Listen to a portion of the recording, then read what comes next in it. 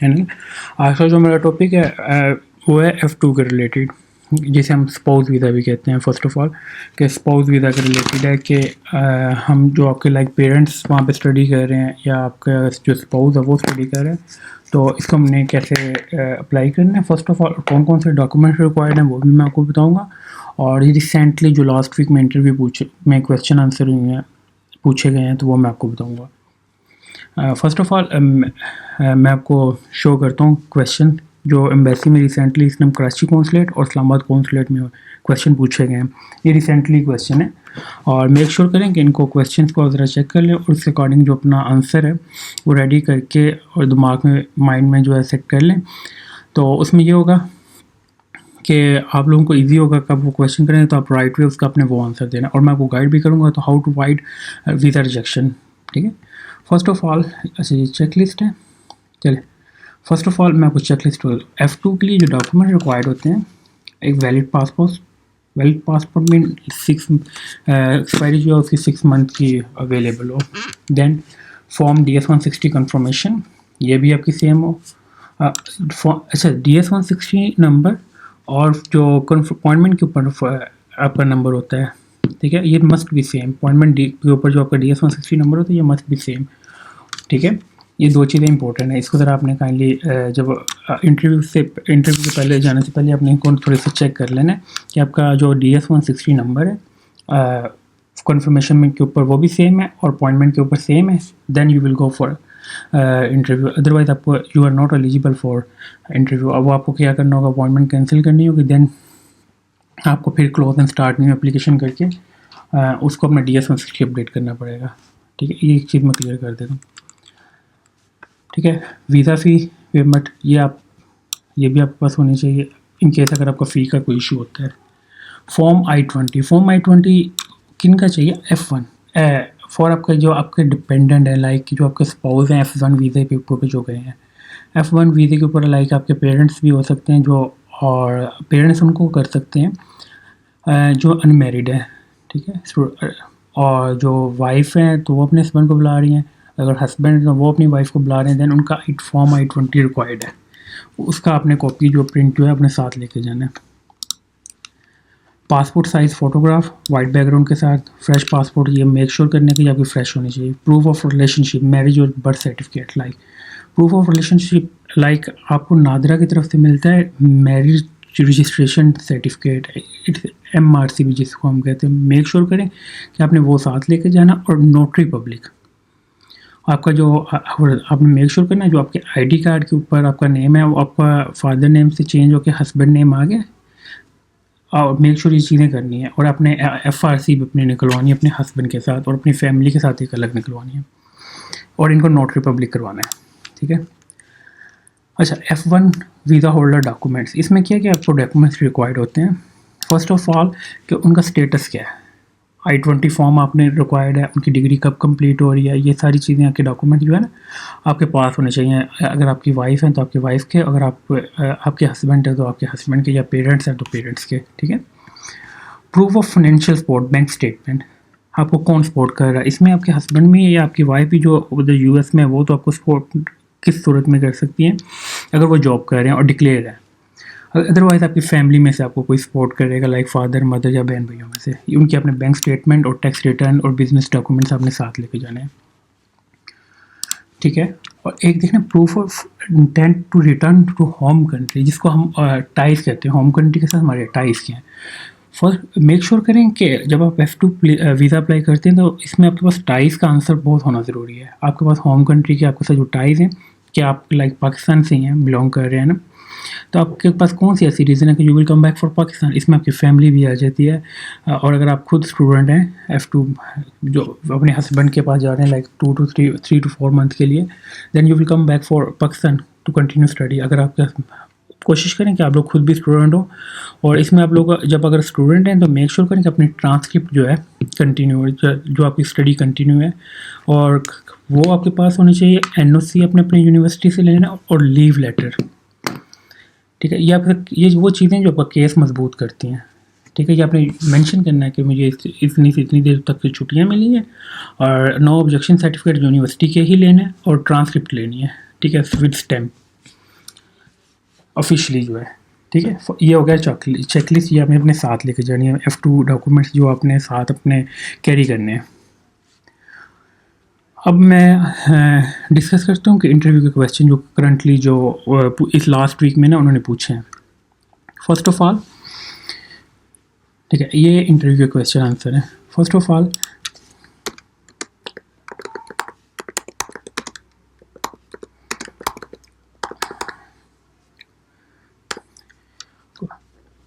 First is the purpose of your visit to the US। आपका purpose क्या है कि आपने अपने हस्बैंड को विजिट करना है, और इसका जो आपने क्लियरली डिफाइन करना है। ये नहीं कहना है कि लाइक मैं कॉन्फ्रेंस अटेंड करने जा रही हूँ, मैं वो tourism, no. F2 stand for कि आपके पेरेंट्स हैं, तो पेरेंट्स अगर हस्बैंड है या वाइफ है तो आपने अपने या वाइफ के पास जाना है मिलने, ठीक है, और उनका टेक केयर के लिए। ये एक चीज़ बहुत इंपॉर्टेंट है, इंपॉर्टेंट क्वेश्चन है ये, ठीक है। Where is your spouse studying in the US?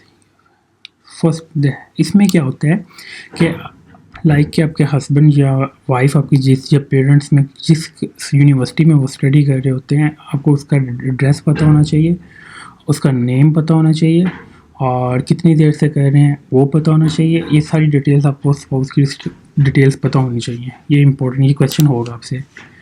Then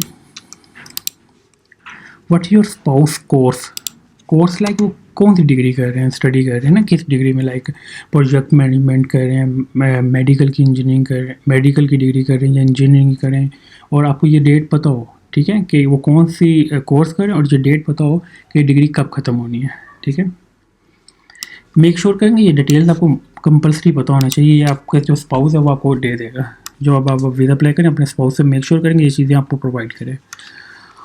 हाँ, how long do you plan to stay in the US? आपने देखिए इसमें आप लोग क्या करते हैं, मिनिमम प्लान जो है आप 1 मंथ का दे देते हैं, 2 मंथ का दे देते हैं। No, when you apply for F2 visa, minimum जो प्लान है 4 मंथ का दें, 4 to 5 मंथ। 6 मंथ में आप मैक्सिमम एक विजिट पे आप स्टे कर सकते हैं। You will try apply this plan के लाइक 4 to आपने इसका आंसर ये देना है कि I will stay in US for 4 to 5 month, या एग्जैक्ट प्लान भी दे सकते हैं 4 month 120 days. I will stay in US 120 days. How will you financially support your self during your stay in the US? हाँ, ये question है। इसमें आपका sponsor कहा जाता है कि आपका स्पॉन्सर कौन है। लाइक आपके फैमिली में अगर फादर हैं तो अपने फादर का मेंशन करना है कि माई फादर, अगर बहन भाइयों में से तो बहन भाइयों में से उनकी मेक श्योर करने कि you will carry bank statement when you will go for interview. उनकी bank statement, tax return make sure करनी ये आपके पास होनी चाहिए। टैक्स रिटर्न, बिजनेस डॉक्यूमेंट्स, अगर जॉब करें इंटरनेशनल जॉब के डॉक्यूमेंट्स जो है वो लास्ट 3 मंथ के सैलरी, इसलिए आप मेक श्योर करें लेके जाएँ, ठीक है। या हाँ, एक दूसरा क्वेश्चन आ गया, do you have any other family member in the US? इसका आंसर ये होता है कि आपने लाइक के DS 160 के अंदर लिखा होता है कि मेरे रिलेटिव उसमें हैं, US में हैं या नहीं, या फ्रेंड्स हैं या नहीं। अगर तो आपने लिखा उसके अंदर कि जी हैं, then you will give answer yes. Otherwise अगर आप यहाँ पे येस कह देते हैं और DS 160 में आपने मेंशन किया no, it's the main reason for US visa rejection, इस वजह इसके ऊपर आपका वीज़ा रिजेक्ट होगा।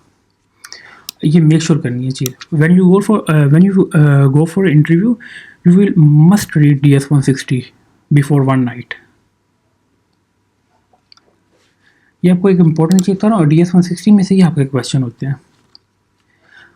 Do you plan to work while in the US? No, you are not eligible for work. F2 visa में आप काम नहीं कर सकते, ठीक है, इसका आप स्ट्रेट वे नो कहना।